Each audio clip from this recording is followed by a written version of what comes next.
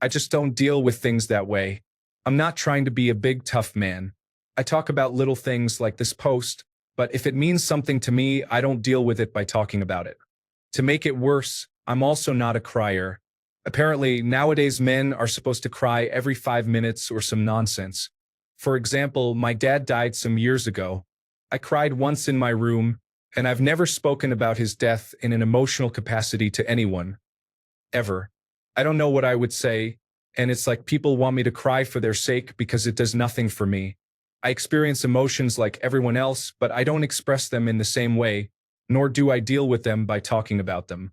I don't know if it's just my generation, but all the time we're hammered with this rubbish that it's okay to cry, which is a bit rich because the message is really that you should cry or you're defective. Apparently, it's not okay to not need to cry. I'm encouraged to speak about things so much that I literally make things up so they leave me alone. Story 1. My girlfriend is like this. Her dad is dying from cancer. Almost none of her friends know. I'm one of the few people she ever told. It's been going on for 3 years now, and there might not be a lot of time left for him. It's come to a point where she even feels a bit embarrassed to tell people after all this time. She thinks it'll be weird to tell people, "Hey, my dad is dying. Oh, and by the way, this has been the case for the past 3 years." And maybe that's not completely untrue. But what kind of person would you have to be to blame her for that? She never talks about it because talking about it doesn't help. It doesn't change anything. And who am I to tell her that's not true? I've just told her multiple times that if she wants to talk about it, I'm always there for her. I also realize that the moments we spend together, we're not living together yet, and both have very busy schedules. Are moments she'd like to forget about all that and not ruin the mood. But aside from that, I really think it would be healthy for her to talk about it a little bit more because now it just bottles up and sometimes she breaks. Then she tells me about the latest bad news she got a few days ago, and then I'm feeling guilty about all the trivial things I've been talking or complaining about these past few days while she's got that to worry about. Story 2. Out of curiosity, how do you think the way you process emotions impacts romantic relationships, given the importance of communication? Do you generally find a significant other who accepts that you don't need to talk about your emotions? Or do you struggle? Other than that, who gives a care about what other people have to say about your emotions and the way you deal with them? Cry if you want, don't cry if you want, your choice entirely. I'm a huge talker myself, but only tend to cry in serious situations, and I can fully see why people don't feel the need to do either. Story 3. Nah, men aren't meant to cry every 5 minutes, mate. The whole topic around this is about the damage that holding in your emotions can do. As long as you know you're fine and in control of your emotions, you're sound. Sometimes it's good to just let it out, and that doesn't mean you have to talk to everyone about your personal issues. Just don't hold them all in. I don't find that talking about my problems really helps because if I had a fixable problem, I'd fix it. Sometimes, when things get on top of me, I'll just cry my eyes out on my own, wipe the tears away, and carry on. Sounds stupid and probably is, but I feel way better after a good cry. Story 4. Hi there, fellow non-crier, former non-thinker. I have so many things to feel about. Low self-esteem, low motivation, father left, not the greatest home memories, feeling overall lonely. I've gone for years not thinking about anything, just trundling along or kind of just drifting through life.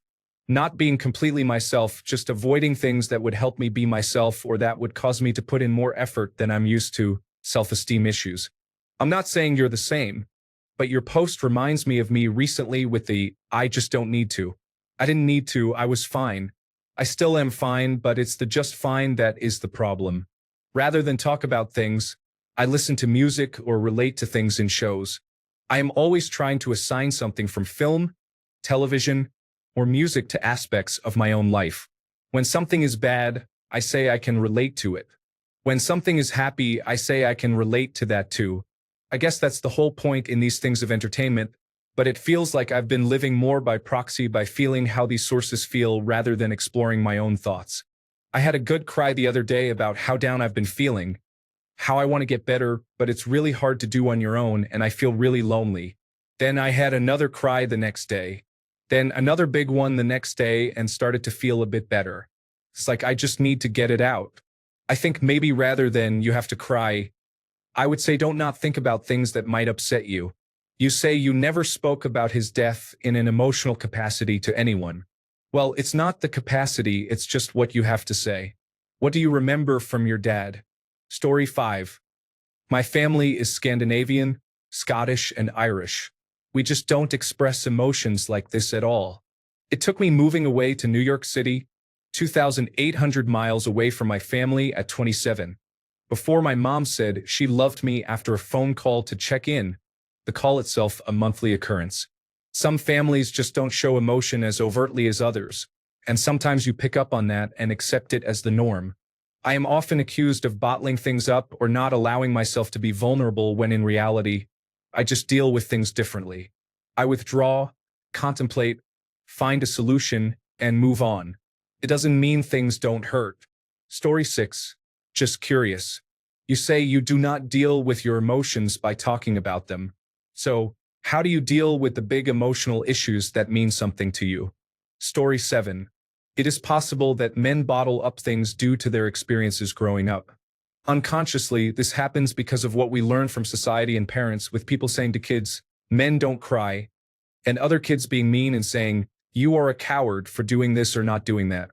If that is truly the way you deal with your emotions and it is healthy for you, ignore those people and keep being awesome. Story 8. I don't think you have to cry, but for most people, it is healthy to let your emotions out. A lot of men do bottle up their feelings when they really should be talking through some things.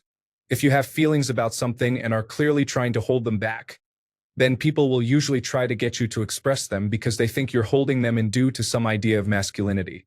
Story 9. It's okay to cry. It's okay to not cry. Everything is completely natural if it's the way that you feel honestly. When I had these issues, I was either depressed or taking medication for being depressed. Friends or family died, and I just didn't feel like crying.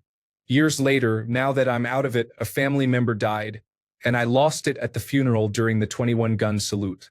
Comes and goes. Feelings are feelings. If you don't see an issue in it, there's no need to fix it. Story 10. I don't know if anyone has said it, but I'm the same. I think it's super great that now it's okay for guys to be emotional, but that's just not me. Everyone also emphasizes being yourself, so let me deal with my issues in my way. Story 11. You complain in your post about people not understanding your grieving mechanism, and yet you say things like, "With this rubbish, it's okay to cry," which clearly shows that you're not willing to understand the grieving mechanisms of others either. My point is, we're all different, and just because men in general are being encouraged to talk about their feelings more doesn't make this a personal attack on you. Story 12. It took me a while to realize that talking things through wasn't about giving information to another person. When many people talk out loud about issues or problems they're dealing with, it's a more active form of processing information. I was seeing a therapist years ago, and I was talking in detail about a particular memory when he interrupted me and said, "You know, you don't have to tell me everything if you don't want to." I became frustrated, looked at him, and told him that I'm not divulging my past for him to try to analyze. Talking out loud helps to externalize my thoughts and feelings because it's easier to recognize patterns of behavior and to simply help my brain process the stuff that I need to process. He apologized and said he didn't realize that and let me do my thing. Have you ever watched a kid try to tell you he's angry or sad but doesn't have the vocabulary to communicate those normal feelings? They have meltdowns, they get upset, or have temper tantrums. Adults no longer, for the most part, throw fits for every emotion they can't control. Instead, it can build up and affect us through concentration issues, mysterious pain, low levels of constant anxiety, digestion issues, an overall dull feeling about life, unexplained resentment, and so on. Depression isn't a black and white thing where either you have it or you don't. It's like if your body were an airplane and your mind a communication and repair log. If a certain part is beginning to show signs of physical distress but not yet to the point where it needs to be repaired, you'd want to include that as a heads up in the log. If you think it's not in the most ideal condition but it's still all right for now, and don't communicate that in the log, sure, chances are it will be all right. But if it breaks during flight and records show you didn't feel it was important to address, the National Transportation Safety Board is not going to take that as an excuse. Even if you don't have depression, it can be helpful to foster a good real-time communication log with yourself. Some people don't like talking to others about their issues, and there's nothing wrong with that in general. When I'm stuck in traffic, if I notice I've been feeling kind of off lately, but I'm not sure why, I'll simply talk out loud to myself. I'll go over things that might be bothering me and notice how my body reacts to talking about each topic. Often, I'll discover something that does bother me, and I didn't even realize it until I poked around a bit. Then I can take steps to fix it. It doesn't have to be about some grand childhood trauma. It can be about anything you want. It's your car. Story 13. If you want to cry it out, then cry it out. If you don't want to cry it out, then don't cry it out. Whatever works for you, my brother. I have a good cry every now and then. It feels good letting that out. But everyone isn't alike. Some people don't have to. Some people don't have to talk things out because it doesn't really help them or do anything for them. Whatever floats your boat. And as long as you're happy, my man. But a lot of men do bottle things up because of different aspects in the social climate or whatever. So people are most likely trying to let you know that it is okay to cry and talk things out, no matter the subject. But with that, it has also become a thing with men who don't cry must be acting tough, which isn't fair. Just stay true to yourself and forget what other people think. Story 14. I'm the same. I'll talk about something if there's a reason bringing it up with someone else will help, but usually there's not much point.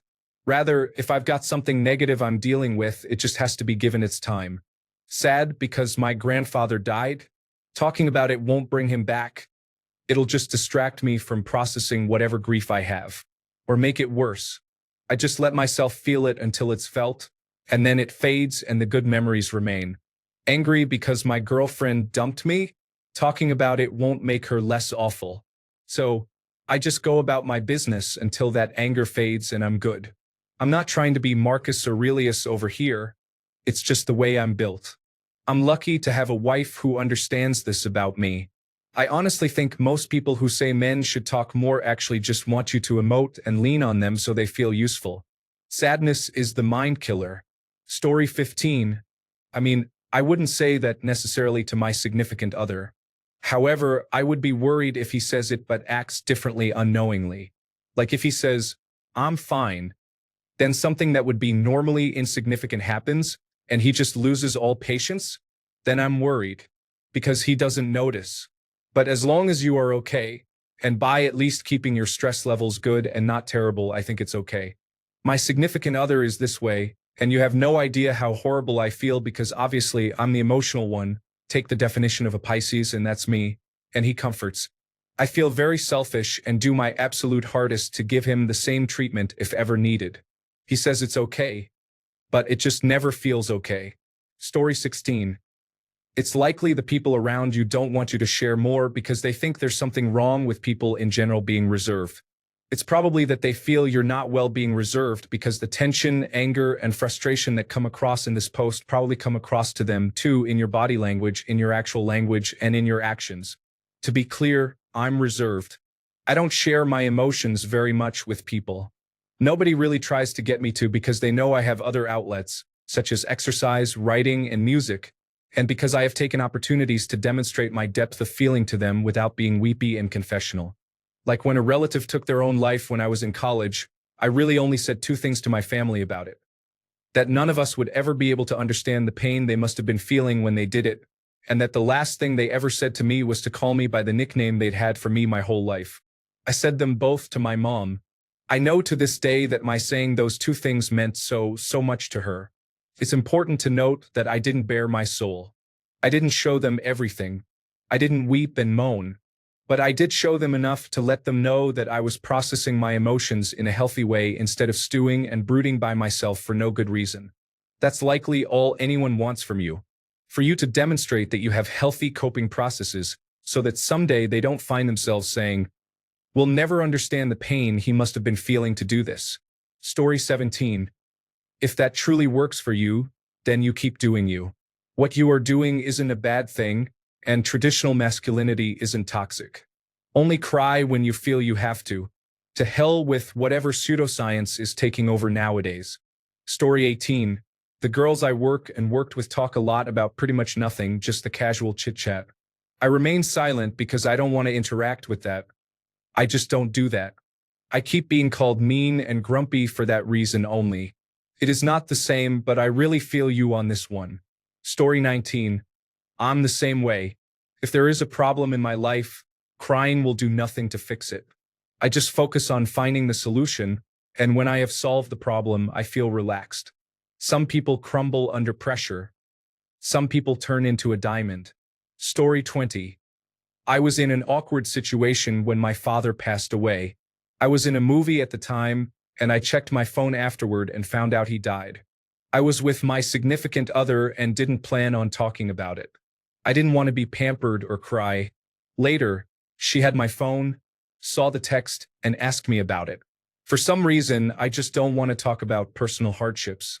I want to emotionally process and cope in my own time.